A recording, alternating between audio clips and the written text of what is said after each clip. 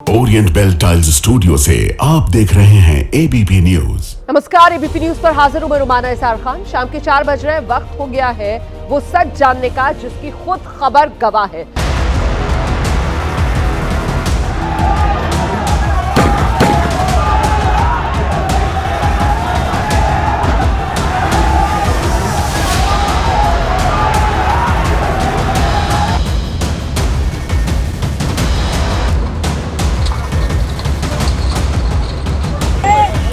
आप देख सकते हैं ये दरगाह फैजलाई का क्या हाल है।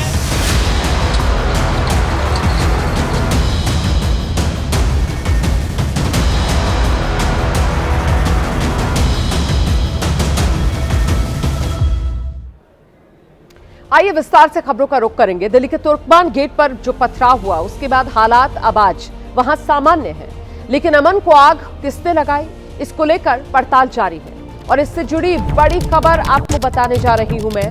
तुर्कमान गेट पर पथराव से जुड़ी बड़ी जानकारी।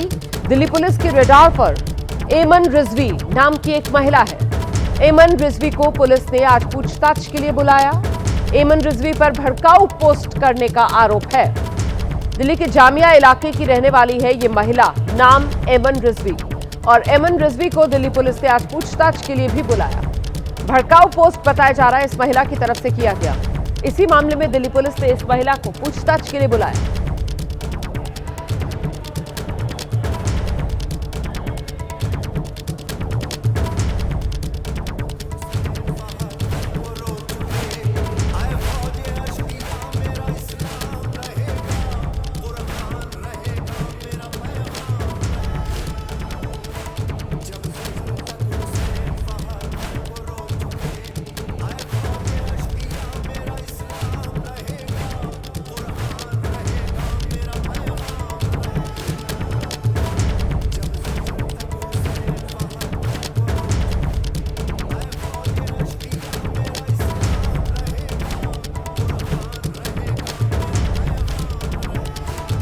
तो ये महिला जिसका नाम एमन रिजवी है, ये बयान सुनवा देते हैं आपको एमन का।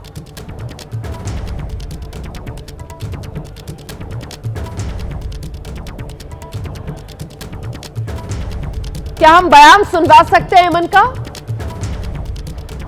अच्छा, दरअसल दिल्ली की जामिया इलाके की, माफ कीजिएगा, ये महिला रहने वाली बताई जा रही है। अभी बयान तैयार नहीं हो पाया है, लेकिन इसने सोशल मीडिया पर पोस्ट किया और खासा भड़काऊ ये पोस्ट बताया जा रहा है। इसका संज्ञान दिल्ली पुलिस ने लिया है और दिल्ली पुलिस ने इस महिला को पूछताछ के लिए भी बुलाया है।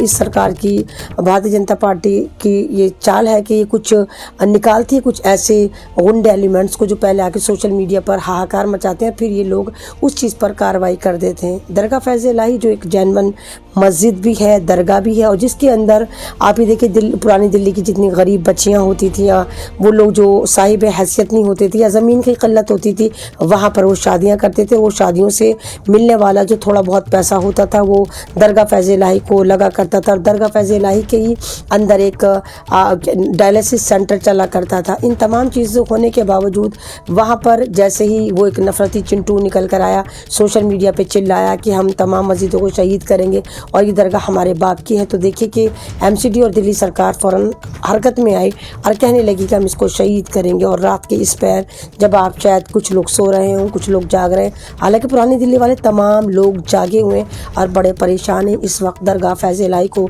शहीद कर दिया गया। बुलडोज़र है, वहाँ पर लगातार कार्रवाई चल रही है। कहा जा रहा है, ऐसी वीडियोज़, ऐसे विजुअल भी आ रहे हैं कि वहाँ पर आंसू गैस के गोले छोड़े जा रहे हैं। पुलिस जो है वो लाठी चार्ज कर रही, क्योंकि इलाके के जो लोग हैं वो एक तरह से परेशान हैं। उनको समझ नहीं आ रही कि ये हमारी प्रॉपर्टी, जो वक्फ की प्रॉपर्टी है, जो हमारी धरोहर भी है, इसको कोई कैसे शहीद कर सकता है। हालांकि कोर्ट में भी ये फैसला जो है वो ज़ेर समाअत है और कोर्ट की जो अगली तारीख लगी है वो 22 अप्रैल 2026 की है। पूरे लाव लश्कर के साथ, यानी कि आप ही देखिए कि पावर का कितना गलत इस्तेमाल हो रहा है कि जहाँ पर मुसलमानों की कुछ भी चीज़ देखते हैं किस तरह टूट पड़ते हैं। और हमें शर्म आनी चाहिए ऐसे नेताओं पे, ऐसे रहनुमाओं पे, ऐसी मुस्लिम तंजीमों पे हमें शर्म आनी चाहिए जो न मालूम किस लिए जमा हुई हैं, किस लिए बनाई गई हैं। क्या सिर्फ इनका काम चंदाखोरी है? क्या इनका काम सिर्फ व्हाट्सएप पर, फेसबुक पर आकर भड़काऊ भाषण देना है? क्या इन लोगों का काम ये नहीं है? जिन नेताओं को, जिन विधायकों को, जिन एमएलए को, जिन काउंसिलरों को हम चुनते हैं, इनको क्यों चुनते हैं? ताकि ये हमारी रहनुमाई करे। तो सुना आपने, यही वो सोशल मीडिया पर पोस्ट था और ये जो पोस्ट था वो भड़काऊ पोस्ट साफ तौर पर नजर आ रहा है और इसमें गलत बयानी इस महिला की तरफ से की गई है, क्योंकि जो दरगाह फैज़-ए-इलाही है उस पर बुलडोजर नहीं चला, लेकिन इस महिला की तरफ से अपने सोशल मीडिया पोस्ट पे ये तमाम बातें कहकर कहीं ना कहीं भड़काने और उकसाने का काम किया गया है। तुर्कमान गेट पर पथराव मामले में पुलिस बड़ा एक्शन अब ले रही है। दिल्ली पुलिस ने सोशल मीडिया इन्फ्लुएंसर्स की लिस्ट बना ली है। दिल्ली पुलिस की इस लिस्ट में 10 लोगों के नाम हैं। सभी लोगों को समन भेजा गया है, जांच में शामिल होने को कहा गया है। लिस्ट में शामिल लोगों पर भड़काऊ पोस्ट करने का आरोप है।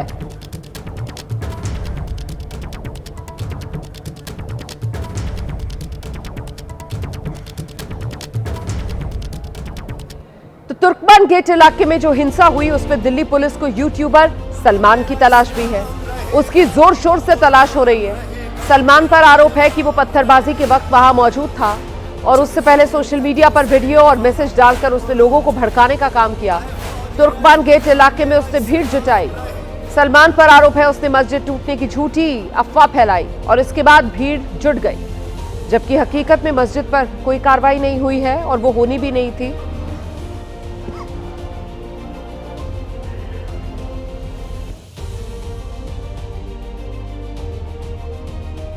अस्सलाम वालेकुम भाई, अल्हम्दुलिल्लाह, उम्मीद करते हैं अच्छे होंगे। पर अच्छे कहाँ, रात हमारे जो दिलों पर, हमारे सीनों पर जो बुलडोजर चला है, दरगाह फाजिलाई को तोड़ा गया है।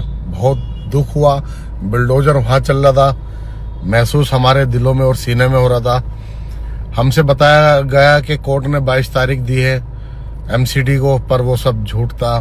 हमें वहाँ से भेज दिया गया, हम सब अपने घर आ गए और उसके बाद वहाँ पर बुलडोजर चला, काफ़ी लोगों के चोट लगी, वहाँ आंसू गैस के गोले छोड़े गए। तो इंशाअल्लाह मुसलमान सब्र कर रहा है और मुसलमान शासन प्रशासन का जो वो कहते हैं उनका पालन करता है और जो कोर्ट जो जजमेंट देता है, जो आदेश देता है, मुसलमान हमेशा उसके हित में रहता है। मुसलमान कभी भी कानून अपने हाथ में नहीं लेता। जो आदेश न्यायालय करता है मुसलमान उस पर अपनी रजाबंदी से खामोश हो जाता है। तो मैं यही कहना चाहता हूँ, कब तक ऐसा होगा, कब तक ये भाई। बहुत दुख हुआ, रात बहुत दुख हुआ। इतनी पुरानी मस्जिद 1 घंटे में तोड़ दी गई। अल्लाह बहुत बड़ा है, हर चीज का हिसाब होगा इंशाअल्लाह। अल्लाह हाफिज, दुआ खैर में याद रखें। तो सुना आपने किस तरीके से साफ तौर पर यह शख्स झूठ बोल रहा था। अब तो इसकी पोल खुल चुकी है, क्योंकि मस्जिद जस की तस है। अपनी पूरी शान और शौकत के साथ मस्जिद वहीं पर खड़ी हुई है जहां उसकी तामीर हुई थी, लेकिन ये अपनी पोस्ट में साफ तौर पर कह रहा है कि 1 घंटे में मस्जिद को ढहा दिया गया। ऐसे ही लोग, ऐसे ही यूट्यूबर्स जिन्होंने अफवाह फैलाने का काम किया। तो एक तो ये सलमान है और दूसरी यूट्यूबर एमन है। एमन को भी मैंने सुनाया आपको, सोशल मीडिया पर जो पोस्ट एमन की तरफ से किया गया उस पे एमन ये कहती हुई सुनाई पड़ रही है कि जो दरगाह फैज़-ए-इलाही है उसको ढहा दिया गया है, उस पर बुलडोजर चला दिया गया है। ऐसा कुछ नहीं हुआ। आप जानते हैं मस्जिद पूरी तरीके से सुरक्षित है। मस्जिद के सामने जो जमीन है उस पर अवैध कब्जा, जिसका फैसला हाईकोर्ट ने सुनाया, और अवैध कब्जा कर वहां पर बारात घर, डायग्नोस्टिक सेंटर और कुछ दुकानें बनाई गई थी। उस बारात घर, डायग्नोस्टिक सेंटर और दुकानों को ढाया गया। सीधे आपको लेकर चलेंगे, हमारे साथ हमारे सहयोगी मनोज वर्मा इस वक्त मौजूद हैं और जरा मनोज से ही जानते हैं। मनोज, कहीं ना कहीं सोशल मीडिया इन्फ्लुएंसर्स जिनके जरिए ये अफवाह आग की तरह फैली, और ऐसे में अब उनकी जवाबदेही तय करने के लिए पुलिस जुटी हुई है। सोशल मीडिया पर वायरल वीडियोस को खंगाला जा रहा है। अपडेट क्या है मनोज, कितने सोशल मीडिया इन्फ्लुएंसर्स पुलिस के रडार पर?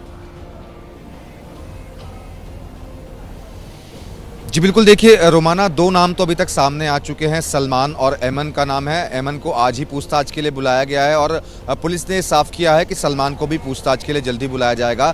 10 लोगों की पुलिस ने लिस्ट बनाई है, जिसमें सभी के सभी सोशल मीडिया इन्फ्लुएंसर्स हैं जो अलग अलग तरीके के पोस्ट कर रहे थे। जिस दौरान ये कार्रवाई हो रही थी उस दौरान भी पोस्ट किए जा रहे थे, इसके अलावा कार्रवाई के बाद भी पोस्ट किए गए थे। तो उनकी एक लिस्ट तैयार की गई है जिसमें 10 लोगों के नाम शामिल हैं। इसके अलावा जिस वक्त ये कार्रवाई होनी थी, यानी कि कार्रवाई से पहले पहले भी कुछ व्हाट्सएप ग्रुप एक्टिव थे, ये पुलिस ने साफ कर दिया है। वो कोई नए ग्रुप नहीं बनाए गए थे, वो लोकल ग्रुप थे, आसपास के ही ग्रुप बने, जो पहले लोकल ग्रुप बने हुए थे वो थे, और कुछ धार्मिक टाइप के ग्रुप भी थे। उनके अंदर भी जो वीडियोस थे वो सर्कुलेट किए गए, इसके अलावा ऑडियो मैसेजेस सर्कुलेट किए गए। तो उन ग्रुप्स के ऊपर भी पुलिस की पूरी नज़र है। अब तक 11 आरोपियों को इस मामले के अंदर गिरफ्तार किया जा चुका है। 5 आरोपियों को कल गिरफ्तार किया गया था, 6 आरोपियों को आज गिरफ्तार किया गया है। सभी को कोर्ट में पेश किया जाएगा। जिन 5 को कल गिरफ्तार किया गया था उनको एक दिन की जुडिशियल कस्टडी में भेजा गया था, उनको आज दोबारा से पेश किया जाएगा।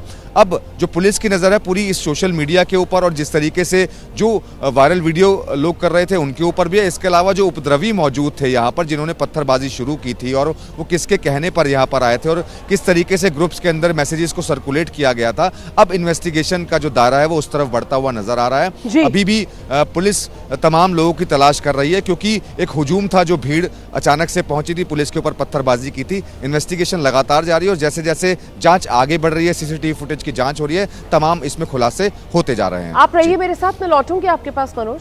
देखिए, दिल्ली का तुर्कमान गेट इलाका और यहाँ जो पथराव हुआ उसके बाद लगातार दिल्ली पुलिस एक्शन मोड में है। इस कड़ी में पुलिस ने अब 6 और आरोपियों को गिरफ्तार किया है। अब तक मतलब कुल मिलाकर 11 आरोपी पुलिस गिरफ्तार कर चुकी है। पुलिस दावा कर रही है गिरफ्तार आरोपियों में सभी की उम्र 20 से 30 साल के बीच है। पुलिस कह रही है कि अतिक्रमण अभियान को लेकर अफवाह फैलाई गई, और इसके साथ ही पुलिस ने व्हाट्सएप ग्रुप पर कुछ ऑडियो रिकॉर्डिंग्स और मैसेजेस को भी अपने कब्जे में लिया है, उसकी भी जांच की जा रही है।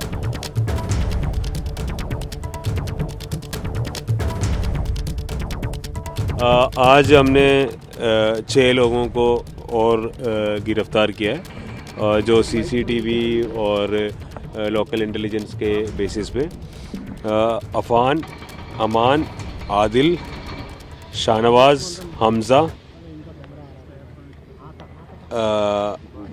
एंड उबैद, ठीक है, इन लोगों को हमने गिरफ्तार किया है, और अभी we will put the legally जो कार्रवाई इनके खिलाफ अभी। तो दिल्ली पुलिस ने कल पथराव के 5 आरोपियों को गिरफ्तार किया, आज उन्हें कोर्ट में पेश किया गया। अब तक पुलिस कुल 11 आरोपियों को गिरफ्तार कर चुकी है। ये बड़ी खबर है। कल जो गिरफ्तार हुए थे 5 आरोपी, और उन्हें अदालत में पेश किया गया था, न्यायिक हिरासत में अदालत ने उनको भेजा। तस्वीरें आपके सामने हैं। एक दिन की न्यायिक हिरासत में भेजा था, और ऐसे में आज एक बार फिर से इनकी कोर्ट में पेशी हो रही है। वो तस्वीर भी हम आपको दिखा रहे हैं। वहीं 6 और गिरफ्तारियां दिल्ली पुलिस की तरफ से आज की गई हैं। उन आरोपियों के नाम भी दिल्ली पुलिस की तरफ से गिनाए गए हैं। वहीं दिल्ली के तुर्कमान गेट पर हुए पथराव के बाद एक ओर जहां पुलिस का एक्शन चल रहा है, दूसरी ओर इस मुद्दे पर सियासत तेज है। कल को जामा मस्जिद दिल्ली का भी कोई प्रमाण तो है नहीं, कोई उनकी प्रॉपर्टी का कोई लिखित आधार तो है नहीं, वो भी अवैध होगी। उसका कोई नक्शा पास नहीं है, वो भी अवैध होगी। कल को ये जामा मस्जिद दिल्ली शाही मस्जिद को भी गिराने पहुंच जाए तो क्या इनसे क्या भरोसा है। मुस्लिम दुश्मनी में इन्होंने सारी हदें पार कर दी। देखिए, अगर जनता सड़कों पर उतर आई तो हालात बहुत काबू से बाहर हो जाएंगे। दिल्ली उच्च न्यायालय का आदेश है कि अतिक्रमण हटाया जाए। सरकारी जमीन पर बारात घर बनेगा, पार्किंग बनेगी, और कोई जवाबदेही नहीं होगी। न्यायालय कहता है हटाओ। जब पुलिसकर्मी, जब अफसर जाते हैं हटाने तो उनपे पत्थर बरसाए जाते हैं, और इनको राजनीतिक शह कौन दे रहा है, ये बड़ा सवाल है। हो सकता है भाजपा जिस तरह के एजेंडे के ऊपर चल रही है और भाजपा के निशाने पर जिस तरह से मुसलमान हैं, बस मैं अखिलेश जी से इतना निवेदन और करूंगा कि मुसलमान इस पे सबसे ज़्यादा टारगेट पर है। तो मुसलमान के लिए पिन पॉइंट करके अगर आप बात कहेंगे तो मैं समझता हूं कि इस मुहिम के अंदर, इस लड़ाई के अंदर एक बहुत वज़न होगा, क्योंकि सबसे ज़्यादा टारगेट पर मुसलमान है। इबादत गाहें मुसलमानों की तोड़ी जा रही हैं, टारगेट एजेंडे पर मुसलमान को रखा जाता है, और मुसलमान के लिए आवाज़ बनने की ज़रूरत है। हम सिर्फ वोट बैंक ना बन के रह जाएं। भारत में जितना मंदिर सुरक्षित है उतना मस्जिद, चर्च और गुरुद्वारे भी सुरक्षित है, और सरकार उसके प्रति जवाबदेह भी है और उसके प्रति चिंतित भाव से उसका रक्षण भी करती है। इसमें किसी को शक नहीं होना चाहिए। लेकिन जो अवैध है वो अवैध है, चाहे वो मंदिर हो चाहे वो मस्जिद हो। दिल्ली की आधी दिल्ली के अंदर इंक्रोचमेंट है। सिर्फ एक इंक्रोचमेंट पे आप बुलडोज करेंगे? आप चुन चुन के, आपका माइंड सेट है कि कहाँ कहाँ बुलडोज चलाना है। दिल्ली के फसाद के अंदर बेगुनाह लोग अभी तक जेलों में हैं। मुझे बहुत डर है कि तुर्कमान गेट पर भी गिरफ्तारियां होंगी, और मेरी इत्तला है 5 आदमी नहीं, ज्यादा लोगों को डिटेन किया गया। मस्जिद की चौखट की मिट्टी को भी किसी ने छुआ नहीं है। आदर पूर्वक मस्जिद वहीं है, कोई छेड़छाड़ नहीं हुई है। केवल कोर्ट के आदेश पे, दिल्ली सरकार का उससे कोई लेना देना नहीं है। केवल कोर्ट के आदेश पर वहां पर अतिक्रमण जो था, व्यवसायिक प्रतिष्ठान जो खड़े हुए थे, उस पर टिप्पणी हुई। तो दिल्ली में अतिक्रमण के खिलाफ हाईकोर्ट सख्त। तुर्कमान गेट इलाके के बाद अब जामा मस्जिद के पास से अतिक्रमण को हटाया जाएगा। इसके लिए दिल्ली हाईकोर्ट ने एमसीडी को 2 महीने में सर्वे करने का आदेश दिया है। हाईकोर्ट ने एमसीडी से कहा, अगर कोई निर्माण अवैध पाया जाता है तो उसके खिलाफ कानून के तहत कार्रवाई की जाए। तो जामा मस्जिद के नजदीक जो अतिक्रमण है वो हटेगा। हाईकोर्ट का निर्देश है अतिक्रमण को लेकर सर्वे हो। सर्वे के लिए 2 महीने का समय हाईकोर्ट ने एमसीडी को दिया है। फरहत हसन याचिकाकर्ता और उन्हीं की याचिका पर हाईकोर्ट का ये निर्देश। दिखाते हैं आपको एबीपी न्यूज संवाददाता शिवांग की मौके से एक रिपोर्ट। देश की राजधानी दिल्ली में अभी तुर्कमान गेट मस्जिद के आसपास का जो अवैध अतिक्रमण का मामला भी शांत नहीं हुआ है कि दिल्ली हाईकोर्ट ने जामा मस्जिद के आसपास जो कथित रूप से अवैध अतिक्रमण है, अवैध पार्किंगें हैं, उनको लेकर एमसीडी को आदेश दिया है कि वो उसका सर्वे करे। अब इस वक्त हम लोग जामा मस्जिद के ठीक बाहर मौजूद हैं। याचिका में ये बताया गया है कि जामा मस्जिद के जो गेट नंबर 3 है, गेट नंबर 4 है और उसके अलावा जो गेट नंबर 7 है, गेट नंबर 5 है, इन सभी के बाहर अवैध जो पार्किंगें हैं वो पार्किंगें लगातार चल रही हैं। तस्वीरों में भी अगर आप देखेंगे तो यहाँ पर आपको जामा मस्जिद के ठीक बाहर कई सारी जो गाड़ियां हैं, जो टैक्सी हैं, वो खड़ी हुई दिख जाएंगी। सामने की तरफ आप देख लीजिए तस्वीर कि ये स्थिति है इस वक्त जामा मस्जिद के बाहर की। अब जरा आपको दिखाते हैं, जैसे सामने की तरफ आप देखिएगा, ये जामा मस्जिद का गेट नंबर 6 और 7 है। इसके आसपास ये आप देखिए कि किस तरह से एक पार्किंग बनी हुई है और पार्किंग के अंदर आपको जो ट्रैवलर गाड़ियां हैं और उसके अलावा जो यहाँ पर कैब हैं, वो सभी गाड़ियां यहाँ पर दिख जाएंगी। ये देखिए, ये Jama Masjid parking for visitors gate number 6। अब आरोप ये लगाया जा रहा है कि ये जो जमीन है वो एमसीडी की जमीन है। याचिका में भी यही कहा गया कि एमसीडी की जमीन है, लेकिन उसके ऊपर कब्जा करके अवैध रूप से पार्किंगें चलाई जा रही हैं। अब आप देख लीजिए स्थिति कि ये इस पार्किंग को लेकर याचिका में जिक्र करा गया। लाइन से आपको यहाँ पर लगातार जो टैक्सियां हैं और उसके अलावा जो टेम्पो ट्रैवलर्स की गाड़ियां हैं वो सभी यहाँ पर दिख जाएंगी। तो हाईकोर्ट का निर्देश आपने जान लिया, जामा मस्जिद के पास जो अतिक्रमण है वो हटेगा। हाईकोर्ट ने साफ निर्देश दे दिया है अतिक्रमण को लेकर एमसीडी सर्वे करे और सर्वे के लिए वक्त 2 महीने का दिया गया है। गेट नंबर 3, 5 और 7 पर अवैध पार्किंग की समस्या भी है। सड़क पर अस्थायी दुकानदारों का कब्जा भी जामा मस्जिद के आसपास नजर आता है। ये वो समस्याएं हैं जो शुरुआती नजर में देखने के लिए मिलती है। दरअसल जामा मस्जिद के गेट नंबर 7 से गेट नंबर 5 तक बनी अवैध पार्किंग का हाल मैं आपको दिखाने जा रही हूं। इसका जिक्र बाकायदा याचिका में भी किया गया था। एबीपी न्यूज संवाददाता शिवांग की एक रिपोर्ट दिखाते हैं आपको ग्राउंड से।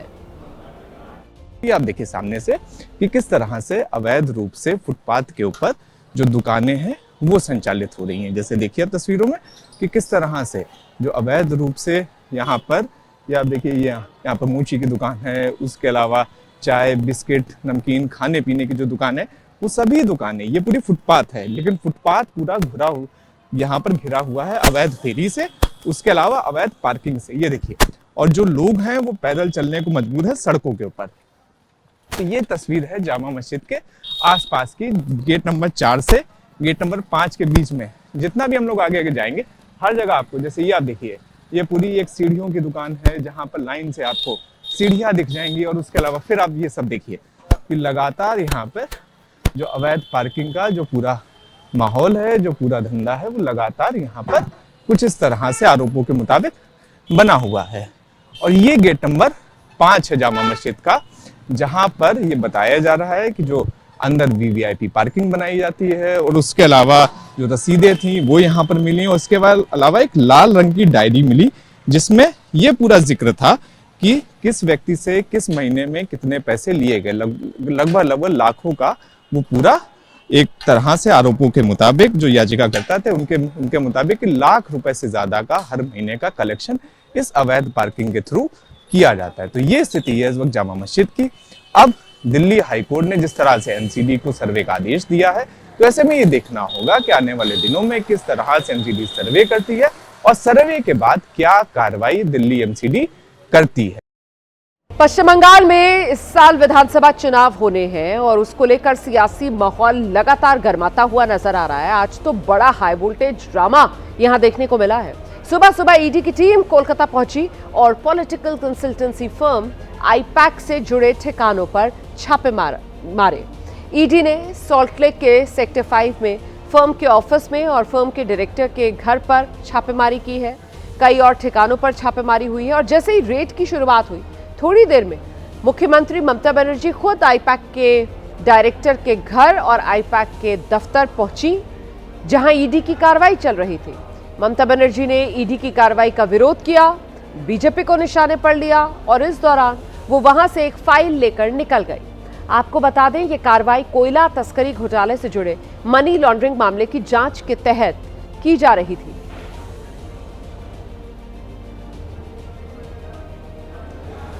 तो ईडी की छापेमारी जब चल रही थी तो ममता बनर्जी का दखल क्यों?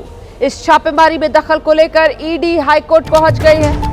कलकत्ता हाईकोर्ट में ईडी ने मांग की, छापेमारी में दखल देने वालों पर केस दर्ज करने की इजाजत ईडी की तरफ से मांगी गई है। ये बड़ी खबर है। पहले ही सवाल उठ रहे थे कि आखिरकार ईडी जब छापेमारी कर रही है तो फिर कोई शख्स, और वो भी प्रदेश की मुख्यमंत्री, ऐसे कैसे दंदनाती हुई पहुंच जाती है और जो दस्तावेज और जो सामान ईडी को जब्त करना चाहिए। जाहिर सी बात है, अगर प्रतीक जैन के खिलाफ ईडी जांच कर रही है तो प्रतीक जैन का मोबाइल, प्रतीक जैन का लैपटॉप, ये सब तो ईडी के जांच के दायरे में होगा ना। ये सारा सामान लेकर ममता बनर्जी बाहर कैसे आ गई? अब इसको लेकर जानकारी मिल रही है। ईडी की तरफ से अदालत का दरवाजा खटखटाया गया है। जांच में दखल का मामला कहकर ईडी की तरफ से इजाजत मांगी गई है कि दखल देने वालों पर केस दर्ज करने की इजाजत दी जाए। तो कोलकाता में ये जो छापा था, इसको लेकर ममता बनर्जी जिस तरीके से पहुंच गई, इस पर ईडी का बयान सामने आया है। संवैधानिक पद पर बैठे लोग छापेमारी वाली जगह पहुंचे, ये ईडी की तरफ से कहा गया है। अपने पद का गलत इस्तेमाल करते हुए अंदर घुस आए। कार्रवाई के दौरान ईडी के दस्तावेज जबरदस्ती छीन लिए। लीजिए, ये बहुत बड़ा आरोप है जो ईडी की तरफ से मुख्यमंत्री ममता बनर्जी पर लगा दिया गया है। ईडी कह रही है कि जबरदस्ती ममता बनर्जी दस्तावेज अपने साथ लेकर चली गई। तो कोलकाता में ये छापा और इसको लेकर ईडी का बयान। ये कार्रवाई किसी राजनीतिक पार्टी पर नहीं हो रही थी। केस से जुड़े सबूतों की बुनियाद को लेकर कार्रवाई आगे बढ़ रही थी। सूत्रों के हवाले से ये बड़ी खबर है। अवैध कोयला तस्करी केस से जुड़ी ये कार्रवाई, हवाला ट्रांसफर और मनी रूट की जांच हो रही थी। ये ईडी की तरफ से कहा जा रहा है, सूत्र बता रहे हैं। सीधे आपको लेकर चलेंगे, हमारे साथ हमारे सहयोगी मनोज वर्मा इस वक्त मौजूद है। जरा जानते हैं मनोज वर्मा से। मनोज, क्या इस याचिका में जो ईडी की तरफ से कलकत्ता हाईकोर्ट में लगाई गई है, साफ तौर पर नाम मुख्यमंत्री ममता बनर्जी का लिखा गया है या सिर्फ यही कहा गया है कि जांच में दखल देने वालों पर केस दर्ज करने की इजाजत दीजिए? डिटेल्स क्या मिल रही हैं?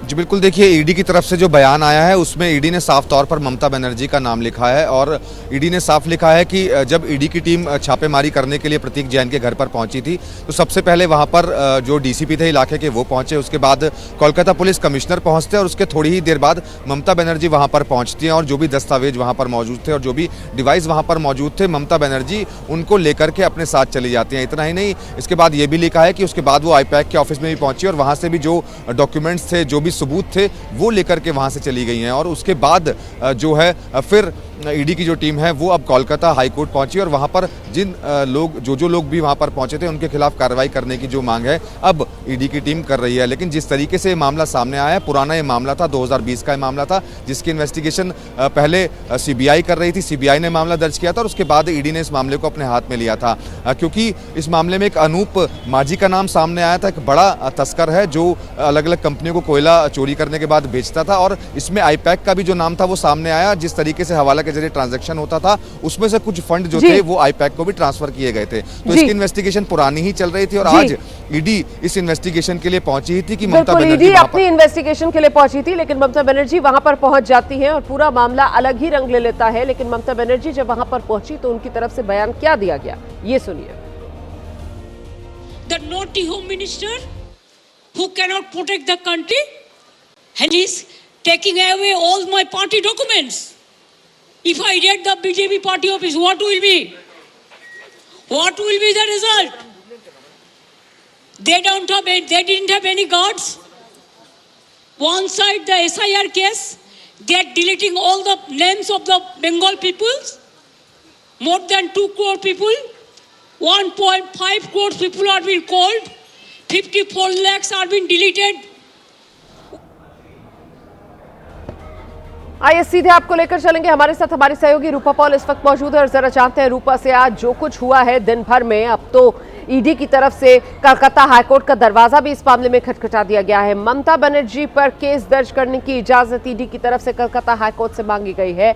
ये सियासी पारा अब और किस तरीके से चढ़ता हुआ नजर आ रहा है रूमा?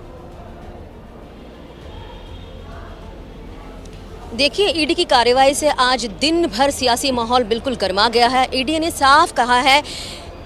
साफ कह दिया है कि जिस तरह से कहा गया है कि चुनाव से संबंधित है, लेकिन ये चुनाव से संबंधित नहीं है। बिल्कुल ये कार्यवाही बिल्कुल कानूनी प्रावधानों पर हो रहा था, लेकिन फिर भी ममता बनर्जी की मौजूदगी से ईडी के जो कार्य बिल्कुल पेशेवर तरीके से कर रहे थे, शांतिपूर्ण तरीके से कर रहे थे, उसमें रुकावट आई है। इसीलिए ये ईडी की तरफ से ये बयान आया है। दूसरी तरफ कह दूँ, जिस तरह से 9 घंटे से ये ईडी का जो रेड चल रहा है, 3 जगह पर चल रहा है। पहले तो बता दूँ, जिस तरह से बिल्कुल लाउडन स्ट्रीट में जहाँ पर आईपैक का जो प्रतीक जैन उनका घर आवास है वहां पर चल रहा था। ममता बनर्जी अचानक से वहां चली जाती हैं और अचानक से कुछ देर रहने के बाद वहां पर एक हरे फाइल के साथ आती हैं और बिल्कुल आरोप लगाती हैं कि इस हरे फाइल में जो डॉक्यूमेंट्स लेकर आती हैं, कहती हैं कि इसमें चुनावी दस्तावेज जो भी उनके पार्टी की तरफ से है और जो भी साक्ष्य है, उस साक्ष्य की वजह से यहाँ पर रेड किया गया है। जरा मैं लौटूंगी आपके पास। देखिए किस तरीके से टीएमसी के कार्यकर्ता सड़क पर उतरे हुए।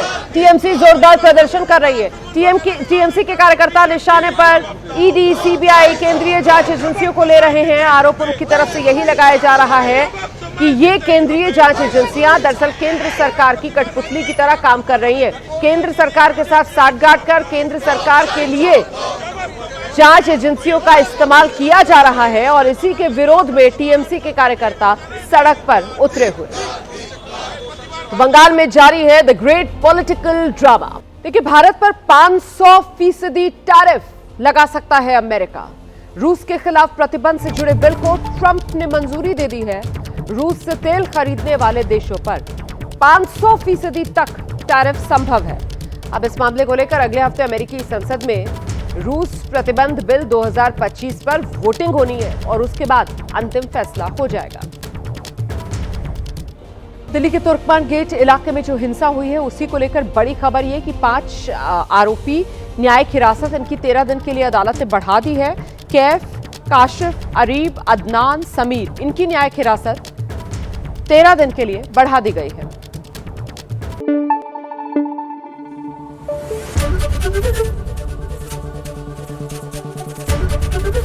एबीपी न्यूज आपको रखे आगे।